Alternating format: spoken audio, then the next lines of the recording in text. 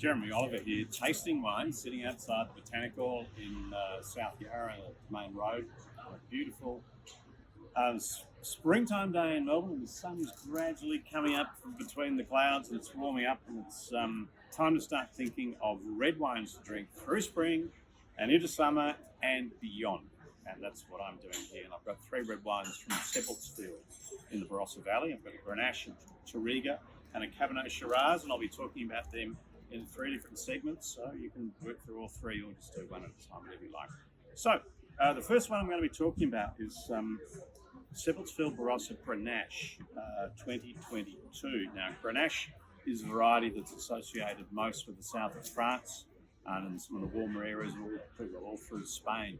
But it's had a home in the Barossa Valley for well over 100 years, and it's been one of those great varieties that until I guess the last 10 years or so, we in Australia have typically sort of downplayed, downtrodden, and it's sort of coming into its own a little bit right now, and especially if you live in Adelaide, you'll be drinking lots of it. But it's coming into other parts of Australia, and its reputation is increasing based on quality and distinction. So what are we looking for in Grenache? Now, this one's got quite a deep colour. Grenache can be quite pale, it can be quite deep. It's not too deep. And the fact that it's a 2022 wine, not too deep, suggests to me, without even having tasted it, it's intended to be drunk relatively early, not a long-term storage style, which is also what I'd expect from this range and this price point. Grenache can be very perfumed. It can be very floral, it can be very spicy, and this wine is all of that. And there's classical cranberry, red currant, blood plum aromas coming through. But also with Grenache, you sometimes get two interesting things relating to blueberries. Sometimes you can pick up in Grenache a little bit of blue in its colour, which is quite strange. And also it can have a real blueberry aspect to it. This wine has a little bit of that going on as well, and a lovely smell that I do like, which is red licorice. So, a taste.